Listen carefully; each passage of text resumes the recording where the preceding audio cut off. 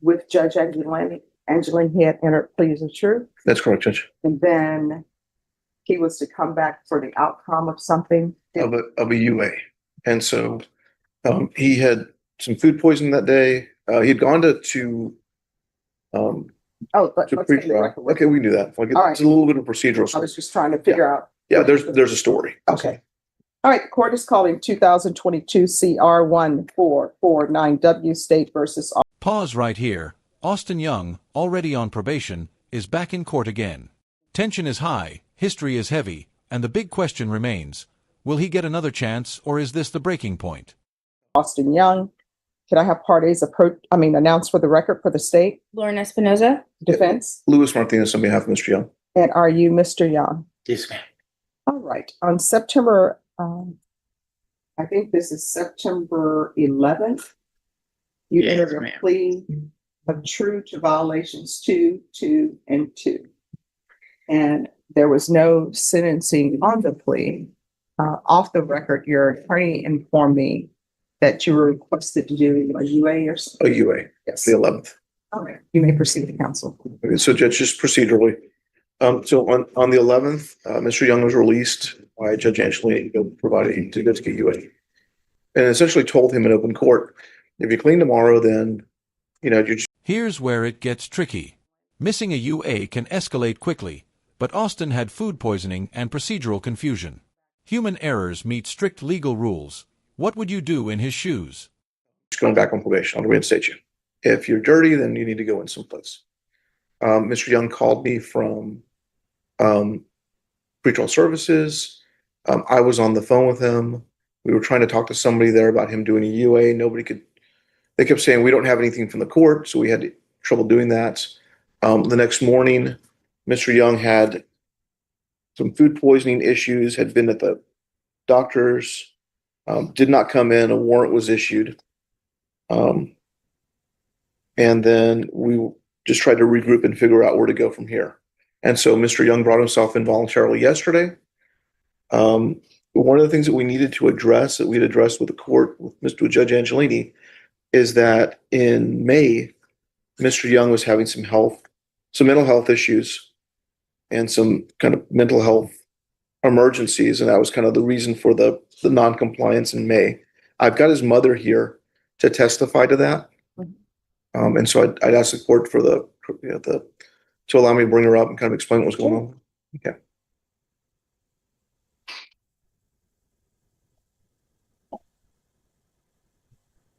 Oh, you just step over there. Yeah. Can you raise your right hand, please? Do you solemnly swear or affirm the testimony you give will be the truth and nothing but the truth, so help you God? I do. All right, you can lower your hand, state your name for the record. Wendy Scholimer. All right, and can you spell your last name for the court reporter? SCHORLEMER.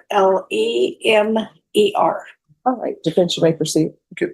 Ms. Schuller, obviously you're Austin's mother. Mm-hmm. Can you explain to the court what was going on with him mentally in May and what our issues were?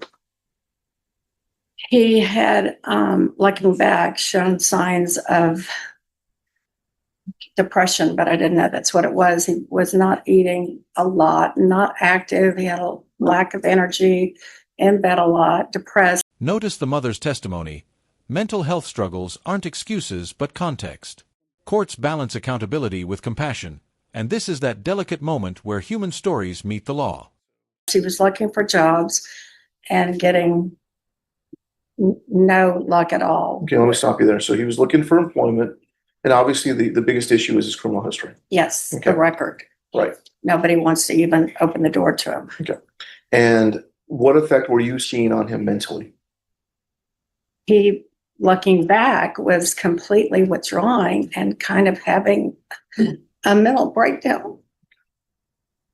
What kind of signs did you see of him having a mental breakdown? Withdrawn from everybody. Okay. Did you seek out any kind of medical help from at the time? Yes. And what kind of mental help did you seek out for him? I took him on Sunday. Friday was when I really noticed something was not right with him. He was kind of talking, saying crazy things, not crazy, but just not appropriate things, not in the here and now. And so on Sunday, he was not sleeping either, not eating, not sleeping. So on Sunday night, I ran him up to a little local ER, Methodist ER in our neighborhood. Okay. And they did a history, and not a physical, but just talked to him, this cool doctor from Austin, and said, well, maybe you just need to get some sleep. And I was very shocked at the lack of care or concern, but of course I'm his mother. So he said, well, let me give you something to sleep. So he gave him one Ativan. And by the time we got to the car, he was relaxed, and he slept that night. Yeah. Monday morning, he woke up and became very agitated and talking out of his mind and not eating and just not himself. So then that went on Monday. Monday, we came down to see you. Yes. Because I knew he had court Tuesday, and I knew he couldn't do it. He wasn't sleeping. He couldn't get dressed. He was a mess. So Tuesday, I took him back. I went to a Stone Oak Methodist Hospital ER. Okay. And we waited for hours. And kind of the same thing, a little bit more concerned, but not much. And we sat in a room for hours, and the doctor did do some blood work. No blood work, did a urinalysis. And then they gave him something, and it made him much worse, much more agitated. At that time, they called in a Bexar County, I guess, policeman or sheriff. I'm not sure who he was, but he was very kind. And he talked to Austin and said, they don't have the facilities here. They don't treat psychiatric patients, but we can just take you in the ER and the ambulance straight over to Methodist Specialty where they can help you. Okay, and let me stop you. And so was he taken over to Methodist Specialty? No. Okay. He said, no, I'm fine. He said, I'm fine. I said, no. I looked at the policeman. I said, no, he's not. And he said, well, we can't force him to go, and you can't either. He's an adult. So they gave him something, made him, I said, he's got to have something to sleep. I can't take him home. He's pacing the floors 24/7. So they gave him one more Ativan. And I said, could you please write him a prescription for just 2 or 3 until we can get to see a doctor? And she said, no, you have to go to Methodist Specialty. We are not a psychiatric hospital. Okay, let me stop you there. And it's kind of subsequent to that is when we started coming to court, and we've had these, the issues with the warrant and those sorts of things. Yes. Okay. Yes. And then And so, that's yet to come. okay. Now, had you ever noticed him have kind of a psychological breakdown like that before? Yes. Once before And when was that? in high school. And what were the circumstances of that? He was having a very difficult time getting through a math class that was required for graduation. He had lots of learning disabilities. Patterns emerge. High school breakdowns, adult struggles, history repeating itself. Judges see patterns to decide probation adjustments or stricter measures. How much should past history influence current decisions? And he was being bullied, and all of a sudden just stopped eating, wouldn't go to school, completely shut down. Okay. And the situation seems to be kind of consistent with that. Yes, but the pediatrician at that point helped us and gave us something to get him through it. And with the principal's help and the special education department's help, we were able to get him out of the high school and into a alternative school to finish his requirements to graduate early. Okay. And so these are the issues that he's been having for the past several months, correct? Yes. Okay. And a lot of it is the fact that he's trying to move forward, and he's kind of running into roadblocks every chance. Yes. He can't. He's getting through his probation pretty well in his recovery program, but he can't be a productive young man. He cannot get a job. And you see the stress that puts on him. Oh, yes. Okay. I mean, one day he said, "Mom, there's no hope for me. I might as well just end my life." I'll pass the witness. Any questions? Briefly, Your Honor. Hello, Mrs. Chung. You stated you observed these types of signs prior to May 25. Is that correct? Yes. Approximately what year was the high school incident? Oh, when he was, let's see, I guess about 18. And he is how old now? I'm sorry, How old is your son now? 39. So how many years would that have been? About more than 10? Yeah. Okay. To your knowledge, did Mr. Young ever acknowledge these signs that you observed in him? Did he acknowledge? Mm-hmm. No. Okay. He said, "Mom, I'm fine, I'm fine, I'm fine." And is that in both 2025 and when he was in high school? I don't remember high school. Okay. To your knowledge, did Mr. Young inform his probation officer of these issues he was having? Yes. Okay. He Did talked to him numerous times about the issues of employment. He said told him to go to Goodwill.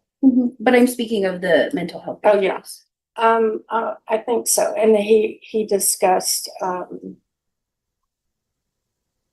maybe he informed him that he was on an antidepressant. But you're not positive of that, or you are? No, I'm not. Were you aware of Mr. Young being on probation? Yes. Yes. Were you aware that one of his conditions is to submit to drug testing? Yes. Were you aware that he violated that condition? Yes. Would you agree with me that the best way for someone to learn a lesson is to take accountability for their actions? Yes. No further questions, Your Honor. And just very briefly, Austin still is on an alcohol monitoring device, correct? Yes. And he's on probation for DWI. He does not drive anymore. No, does not have a car and does not drive anywhere. Okay, so he gets rides or Ubers or walks. Me. Right. Okay. And so, to the best of your knowledge, he is not picking up new offenses, correct? No. And to the best of your knowledge, he's reporting to probation. Yes. I know that he missed one time on a Thursday afternoon. Yes, ma'am. I'll pass the witness. All right. Thank you so much for coming down. Thank you.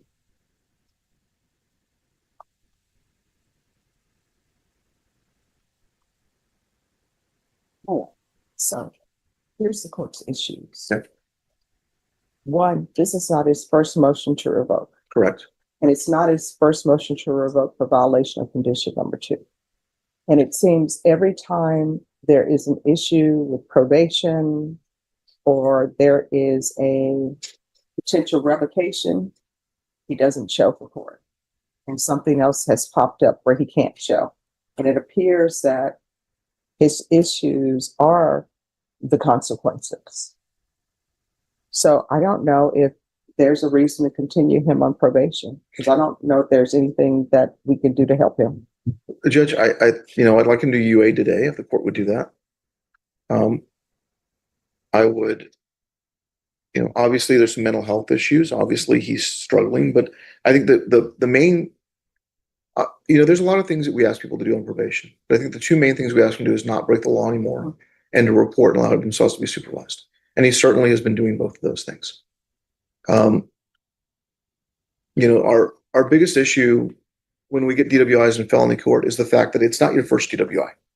By definition, it's not. And if you're willing to get 3 DWIs, then, there's an issue. And I think that the most... Here, compliance versus risk is weighed. Austin reports to probation and hasn't committed new crimes, but repeated minor violations raise red flags. Rehabilitation is tough when the system isn't flexible. Important thing he's done for accountability is just decide never to drive again. And that's good. That keeps the community safe.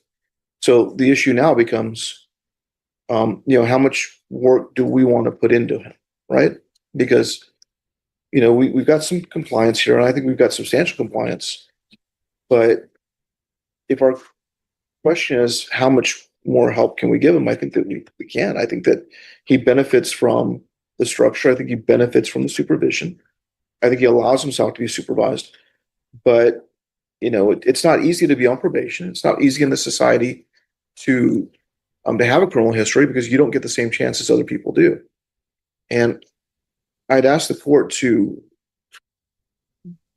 consider a sanction other than revocation I'd ask the court to consider, there's a recommendation for state ISF cognitive track. Hasn't he been in He, a facility I think before? he's been to SATF before, but I mean, we're talking about some cognitive skills. And the main thing is we need to put him in a position to work. And I think if, like with most people, if he's working, we're not going to have problems with him showing up to court. We're not going to have problems with him showing up to probation. If he's working and he's productive, I think that we're going to get, if not perfect compliance, then pretty close to it. Because he's not a person who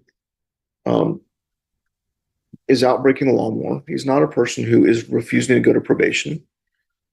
And, in fact, as the court knows, he came in yesterday. He knew he had a warrant. He knew he had missed.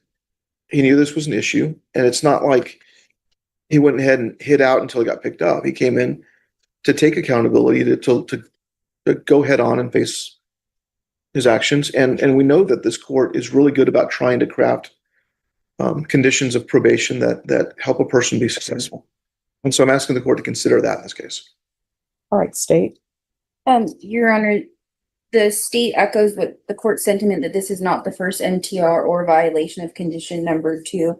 There is consistency in failing to take accountability. We'd ask that you'd grant the state's recommendation. The state's argument is clear. Partial accountability isn't enough. Dramatic tension rises. Will mercy win, or will strict enforcement take over? To revoke. Mr. Young was given opportunities to comply with probation and take full accountability, but we would urge that partial accountability is insufficient here. He was explained his conditions of probation, and he has shown that through his actions and subsequent violations and then subsequent FTAs on 9/12 and 9/23 that he's still not taking accountability for his actions. So we'd ask that you grant the revocation. All right. This is what the court is going to do. The court is going to revoke. The court will sentence you to 3 years in the prison, give you credit for any time served, 2-year license suspension. I'll request the therapeutic community. There's a $1,500. Final verdict: 3 years in prison, license suspension, fines, and treatment. This case shows the intersection of mental health, history, and legal obligations. If you found this shocking, hit like, share your thoughts, and subscribe for more courtroom breakdowns. $100 fine, time and money to run concurrent. I'll give him credit for any successful completion in inpatient treatment. Okay. And let me see.